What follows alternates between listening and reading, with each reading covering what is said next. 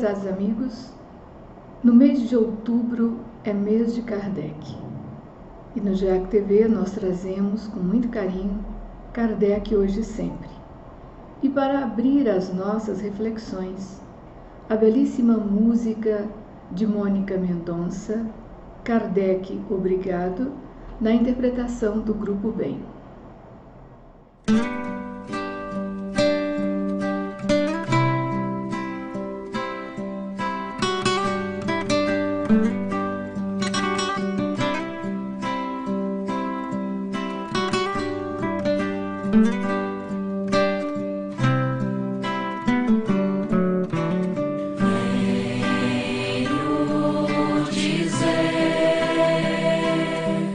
Obrigado, amigo, por ter desvendado o dom de saber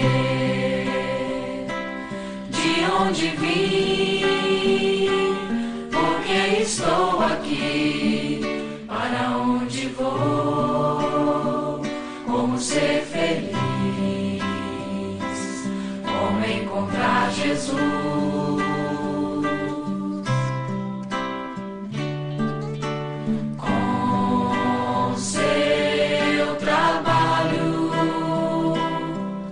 Hoje temos um Consolador que nos trouxe o Cristo, Rede vivo, e a nossa fé hoje é raciocinada. Não há mais nada o que temer, apenas caminhar.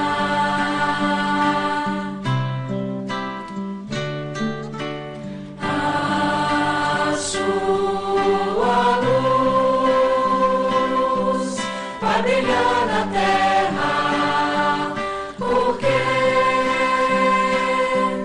a verdade encerra, e assim digo Kardec, obrigado pelo Espiritismo, por ter renunciado, pelo Espiritismo e a vida dedicado ao Espiritismo.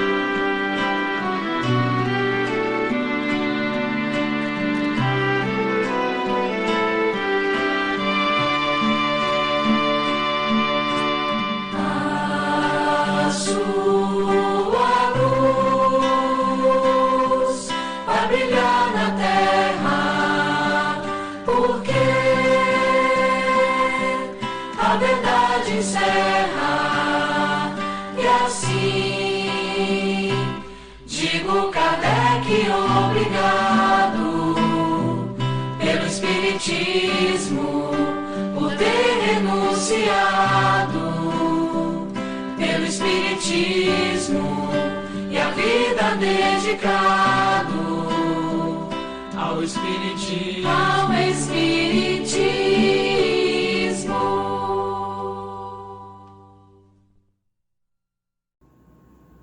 Caros irmãos, caras irmãs, que Jesus nos abençoe.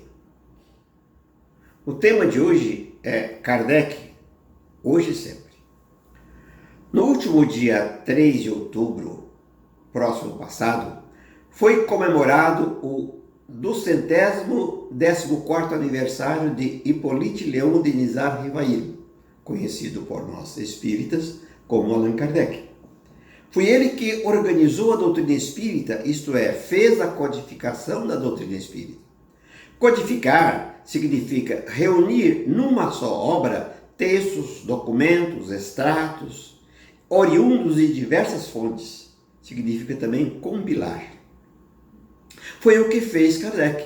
Reuniu em um só livro os principais ensinos dos espíritos, coligido de várias fontes, originando o Livro dos Espíritos, e o publicou em 1857. Naquela época houve como que uma invasão dos espíritos ao mundo dos encarnados através de uma série de fenômenos físicos, na época denominados de o fenômeno das mesas falantes. Porque os espíritos magnetizavam a mesa onde algumas pessoas colocavam as mãos, e as mesas respondiam às perguntas da assistência. Esse fenômeno aconteceu não só na França, mas no mundo todo. Coube a Kardec, que nascera com essa missão, elaborar os estudos para desvendar o fenômeno, e sua mente de cientista, de argutas inteligência, começou por afirmar que, se as respostas eram inteligentes, só podiam vir de alguma inteligência. Como mesa não tem cérebro, por certo, alguma inteligência estava interferindo ali. Seus estudos o levaram a concluir que se tratava de inteligência sem corpo físico. E mais tarde, os próprios espíritos confirmaram a ele que o fenômeno era de origem espiritual. A finalidade desses fenômenos era para o despertar da humanidade, para a outra realidade que faz parte de nossas vidas, a realidade espiritual. Com a publicação de O Livro dos Espíritos, aconteceu uma explosão mundial do fenômeno, de modo a incomodar a elite religiosa dominante da época. Ele, Kardec, teve muitos dissabores por causa disso. A codificação da doutrina espírita foi um dos mais importantes acontecimentos após o advento de Jesus Cristo à crosta terrestre, porque veio esclarecer o grande drama do ser humano: o que sou, de onde vim, por que vim e para onde vou. Estas questões a doutrina espírita responde assim: o que sou? Sou um espírito imortal criado por Deus, que já teve inúmeras vivências e terá outras tantas. De onde vim? Vim de um plano espiritual, invisível aos olhos humanos, que é alcançado após a morte do corpo físico. Por que vim? Vim à parte física da Terra como espírito reencarnado, com a finalidade de corrigir os erros que fiz em outras vidas contra o meu próximo. Para onde vou? Vou retornar à vida espiritual em melhores condições morais, se cumprir minha tarefa toda ou parte dela, enquanto estava reencarnado. Se não cumprir a minha tarefa, preciso retornar à vida reencarnada para continuar tentando evoluir moralmente. Isso eu farei tantas vezes quantas forem necessárias para me tornar um espírito superior, em bondade, amor e conhecimento. Com essas questões solucionadas, vem à mente a pergunta: como posso fazer isso? A resposta está no Evangelho de Jesus Cristo, pois os ensinos da doutrina espírita são os mesmos ensinos de Jesus num entendimento espiritual e não apenas material. Por isso chamamos esse Evangelho Redentor de Evangelho Redivivo, ou seja, a revivência dos ensinos de Jesus em espírito e verdade.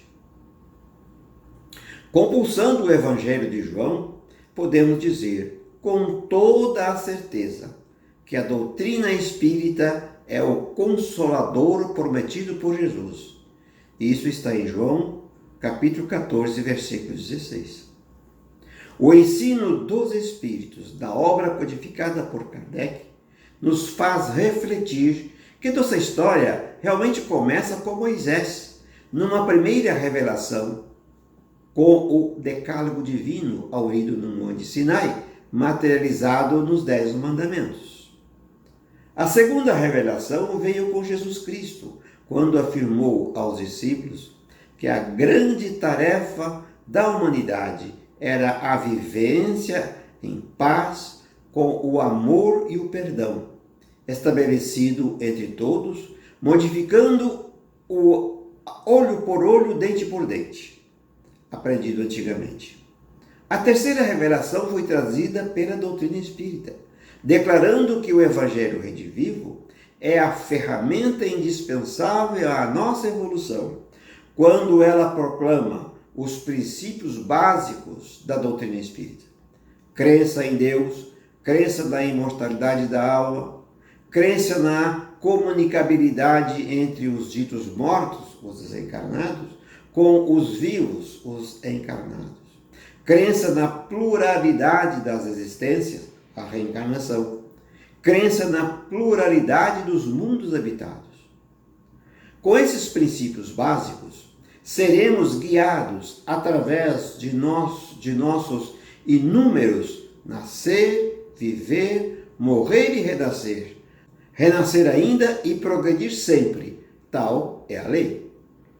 É um ensino por toda a vida eterna do Espírito, até que um dia, vivendo essas verdades, ele, o Espírito, se tornará um Espírito puro. Aí então poderá conviver diretamente com Deus e se tornar um de seus ministros. Por isso, podemos dizer com toda a ufania: Kardec, hoje e sempre. Que Deus nos abençoe. Kardec, hoje e sempre. Allan Kardec deixou uma obra para a humanidade e cumpriu fielmente a sua missão por todos os títulos gloriosa, significando para nós que essa obra não veio para um único povo, mas para a humanidade como um todo, trazendo para todos nós indicadores de evolução segura. Ele foi uma pessoa escolhida para esta grande missão. A argúcia e o senso crítico de Allan Kardec penetraram em questões das mais delicadas, dando motivo a comentários pessoais e apreciações meditadas. Esses comentários pessoais, bem profundos, mostram a cultura do professor Rivaio, e uma pessoa que era escritor também e um cético quanto à religião, mas extremamente voltado à educação. Você pode conferir essas meditações reflexivas em toda a obra de Kardec, no item Comentários. Quando esses comentários não são assinados por algum espírito, tenha certeza absoluta, foi fruto da ideação mental de Allan Kardec. Allan Kardec é pseudônimo. Allan Kardec nasceu a 18 de abril de 1857. Allan Kardec nasceu com a doutrina espírita e a doutrina veio com o Livro dos Espíritos no dia 18 de abril de 1857 em Paris. Quem nasceu antes, em 1804, foi o professor Denisard Rivail. Ao identificar-se com a doutrina, Denisard Rivail deixou o nome legal, o nome no registro civil e passou a ser definitivamente Allan Kardec. Então é assim que nós encontramos na certidão de nascimento de Allan Kardec o nome Denisard Hippolyte Rivail e no seu registro de batismo Hippolyte Léon Denisard Rivail, e as suas obras eram assinadas pelas iniciais HLD Rivail. Mas quando surge em 1857, todos esses nomes são deixados para trás e passa a vigorar com intenso brilho simplesmente Allan Kardec, referindo-se a uma encarnação sua no passado nas Gálias como sacerdote druida.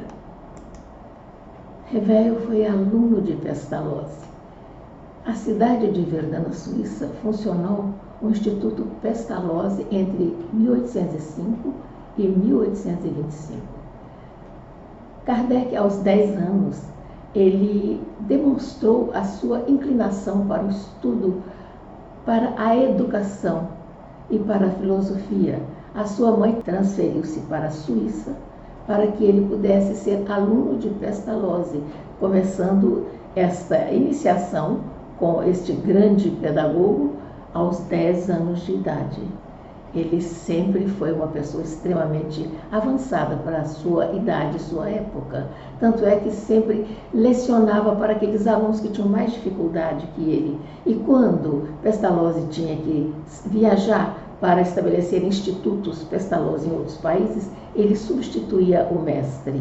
Havia ali naquele instante o despertar de uma nova ótica para a educação, que invadiu a Alemanha, a França e modificou realmente a forma de conduzir a pedagogia.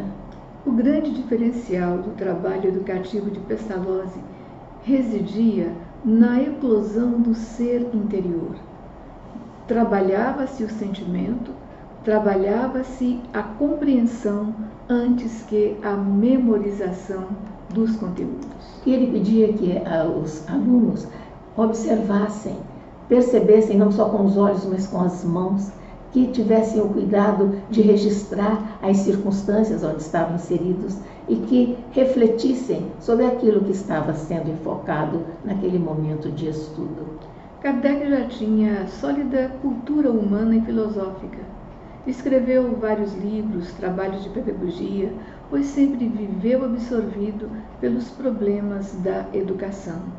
Uma educação nato, de olho no ser humano, e este costume Kardec levou para a elaboração dos documentos que compõem os registros, as edições dos livros do Espiritismo. Enquanto alguns observadores e curiosos apenas se impressionaram com os fenômenos objetivos e deram testemunho, Allan Kardec foi além. Ele pressentiu logo as consequências de tudo isso pelo seu agudo senso de percepção. Então é assim que, ao receber 50 cadernos do Sr. Fortier, ele se debruça sobre esses registros, percebe a seriedade das mensagens que ali estavam contidas e organiza, fazendo com que houvesse uma sequência lógica nos registros recebidos. A 18 de abril de 1857, um sábado de primavera, o Livro dos Espíritos e Allan Kardec foram pela primeira vez apresentados ao público na livraria Edenti, Galeria d'Orléans, número 13, Palais Royal, em Paris. Então, mostrando para nós que o surgimento do Consolador Prometido tem essa data registrada, 18 de abril de 1857. E com isso nós temos a consolidação do anúncio de Jesus no Evangelho de João, no capítulo 14, quando ele diz: "E eu vos enviarei o Consolador, que lhes falará aquilo que eu agora não posso dizer." E nós temos nessa edição de O Livro dos Espíritos, a primeira edição de 1857, 501 questões, uma introdução em bloco. O livro primeiro, Doutrina Espírita, o livro segundo, Leis Morais, o livro terceiro, Esperanças e Consolações, e um epílogo com 17 itens trabalhados, 15 notas de explicações extremamente lógicas e claras. Se você tiver interesse, existe uma edição histórica bilíngue desta primeira edição de O Livro dos Espíritos, organizada pela FEB. Você tem as questões, você tem o texto em português e você tem o texto em francês. Extremamente interessante você buscar esse achado histórico de grande importância para nós todos, porque, na verdade, O Livro dos Espíritos, e aí está a foto dessa edição histórica organizada pela FEB, o Livro dos Espíritos traz para nós o grande despertar para essa obra que se desenrolaria depois em mais 4 livros extremamente preciosos. O Livro dos Espíritos contém os princípios da doutrina espírita, sobre a natureza dos espíritos, suas manifestações, suas relações com os homens, as leis morais, a vida presente, a vida futura e o porvir da humanidade, escrito e publicado conforme o ditado e a ordem de espíritos superiores, por Allan Kardec, em 1857. E é interessante esse registro logo na primeira folha de O Livro dos Espíritos, escrito e publicado conforme o ditado e a ordem de espíritos superiores. Então Kardec aí ele revela que a autoria não era dele. Com toda a clareza, com toda a honestidade, o que ele publicou veio através da ordem dos espíritos superiores. Porque convinha mesmo que esta revelação não partisse da cabeça de um único homem, mas fosse um consenso. E nós temos depois Allan Kardec como esse homem de pesquisa que se lança a campo para saber como é que estava a doutrina nascente. Então, quase um ano após a publicação do Livro dos Espíritos em sua primeira edição, Allan Kardec, no dia 1º de janeiro de 1858, organiza o Jornal de Estudos Psicológicos, a Revista Espírita, que seria a sua plataforma de divulgação, de discussão, de debates dos temas palpitantes da doutrina nascente. Ele se comunicava com o público, ele viajava pela França e assim ele se organizava ouvindo a todos. E coisa interessante é que em 1859, antes da edição definitiva do Livro dos Espíritos, em 1860, Kardec traz para nós um opúsculo chamado O que é o Espiritismo, onde ele analisa de forma muito clara os conceitos precisos e consistentes do que define o que é o Espiritismo e traz ali diálogos com céticos, com sacerdote, com aqueles que não aceitam a doutrina de forma alguma, mas com uma lógica e uma sensatez que vale a pena você ler. O que é o Espiritismo é um livro que nem todo espírita busca ler, mas não sabe o que está perdendo. E referindo-me ainda à Revista Espírita, é importantíssimo que nós saibamos que ele, através desse contato de cartas com os leitores, ele percebia como ia sendo uma tomada de pulso para como ia sendo a divulgação e a receptividade do Livro dos Espíritos e as demais obras. Você observa nessa lâmina o Livro dos Espíritos, uma edição histórica da FEB, com tradução de Guilom Ribeiro, e ao lado um facsímile do Livro dos Espíritos na edição definitiva de 1860. O Livro dos Espíritos tem uma rede de conhecimentos. As Causas Primeiras, em 1868, Mundo Espiritual, 1861, Leis Morais, 1864, Esperanças e Consolações. Então nós observamos que nesse desmembramento, como que uma rede de conhecimentos, uma rede de informações, nós encontramos as edições que sucedem à orientação do Livro dos Espíritos. A missão O Mundo Espiritual surge em 1861 com o Livro dos Médiuns. Em 1864, nós temos o Evangelho segundo o Espiritismo, trazendo as orientações das leis morais preconizadas pelo Cristo. Em 1865, Esperanças e Consolações, com a obra O Céu e o Inferno. E em 1868, das Causas Primeiras, o último livro que se baseia na primeira parte do Livro dos Espíritos. Mas é que essas questões que necessitariam de maior amadurecimento, Kardec as discutiu todas nas publicações da Revista Espírita antes de organizar o livro A Gênese, em 1868, um ano antes do seu retorno ao mundo espiritual. E nós observamos que no método de Kardec, de sua organização, há como que dinâmica e agilidade mental. Exatamente. E baseia-se na maiêutica socrática, o que é mais importante ver. O que é mais importante nós vermos que todos os questionamentos que ali estão para agilizar o nosso processo de pensar. E a metodologia de Kardec, ela é bastante interessante. O método está estruturado em uma tese, que significa o tema a ser discutido, havendo a possibilidade de uma antítese, faz-se a discussão da tese e uma conclusão com síntese. Isso nós encontramos em toda a obra do Pentateuco kardeciano, mas de uma forma bastante fácil e clara de identificar. Você observe a organização de O Evangelho segundo o Espiritismo, quando nós temos o tema ou a tese, abrindo os capítulos com a citação de um texto bíblico. Depois, nós temos a discussão da tese através dos comentários de Allan Kardec e a conclusão ou síntese com o comentário dos Espíritos àqueles temas ali propostos.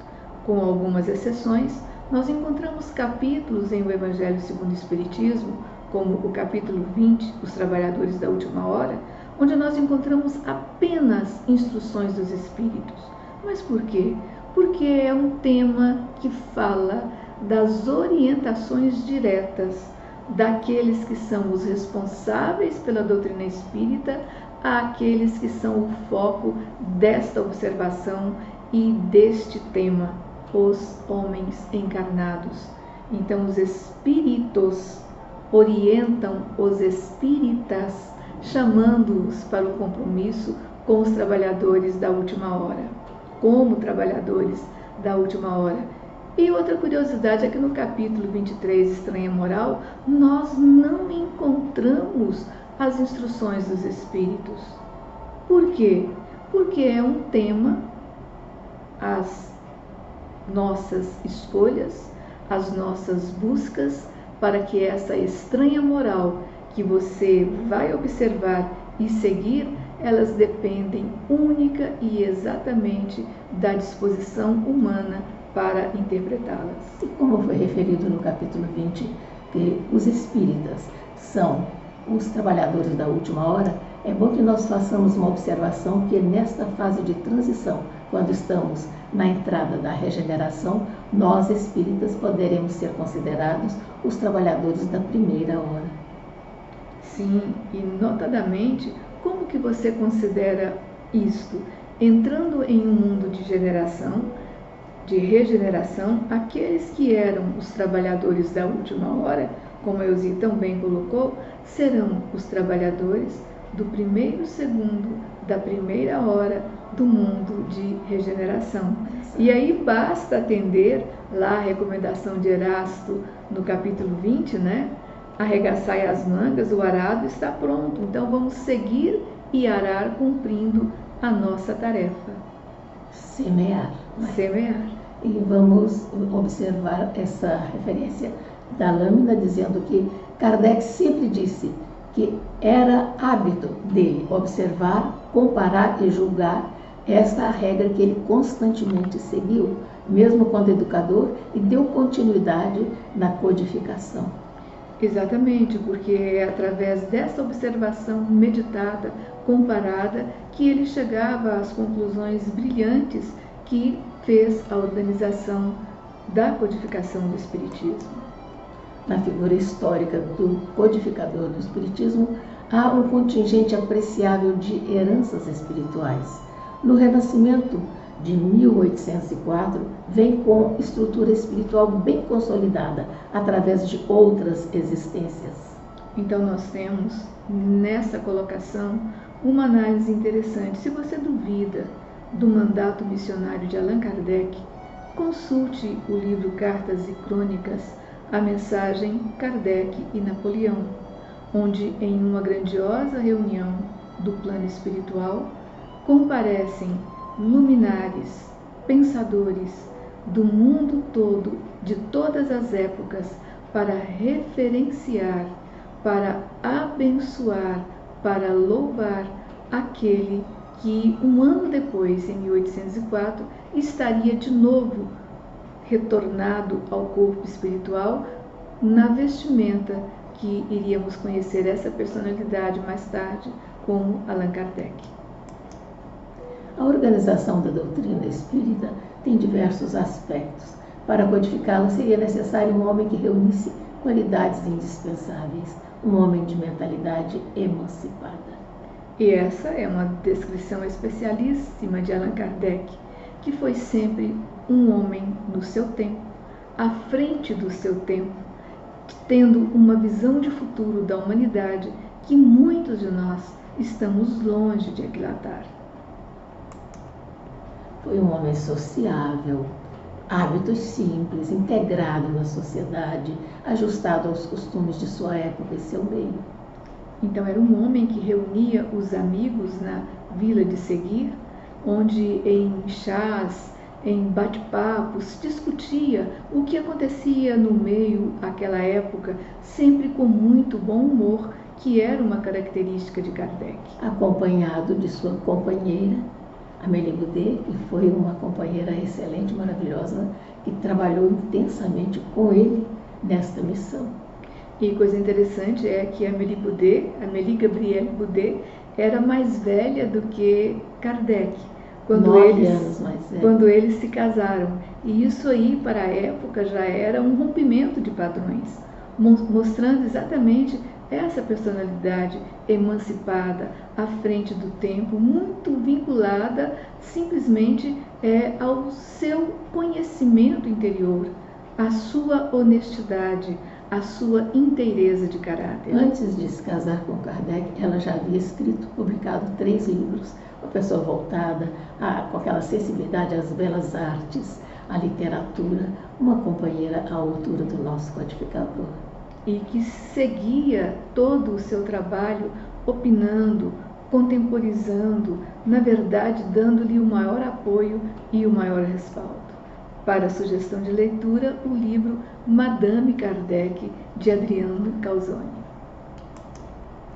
Allan Kardec imprimiu à formação da doutrina as características de sua personalidade, equilíbrio entre as coisas de César e as coisas de Deus, entre os valores terrenos e os valores espirituais. Nossa homenagem a Kardec, hoje e sempre.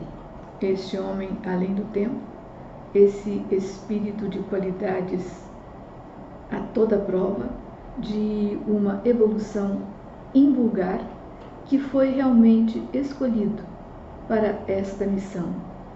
A ele não foi simplesmente destinada uma missão, ele foi preparado ao longo dos séculos para ser realmente o grande mensageiro do Cristo Consolador. Nossa homenagem a Kardec, hoje e sempre. Amigos queridos, nesta oportunidade feliz, nós queremos, na homenagem que fizemos a Allan Kardec, agradecer a misericórdia do Pai para conosco, que trouxe-nos a pessoa que nos ilumina o caminho, que nos mostra a jornada a ser realizada e nos dá condições para cumpri-la. Queremos agradecer do mais profundo do nosso coração o reconhecimento que temos, mostrá-lo também ao Mestre Jesus pelas bênçãos que a doutrina espírita nos traz equilíbrio, nos traz a segurança da vida futura, nos traz o entendimento de quem somos, de onde viemos, para onde vamos, nos ensina a sermos aquelas criaturas que praticam a caridade, porque nos ensina que fora da caridade não há salvação. Então, nesse instante sublime, agradecemos, Jesus, a sua bondade infinita em conceder-nos o Consolador prometido que veio através de Allan Kardec, nesse instante em que somos conduzidos para que nós possamos estabelecer o reino de Deus no nosso próprio coração. Obrigado, Kardec.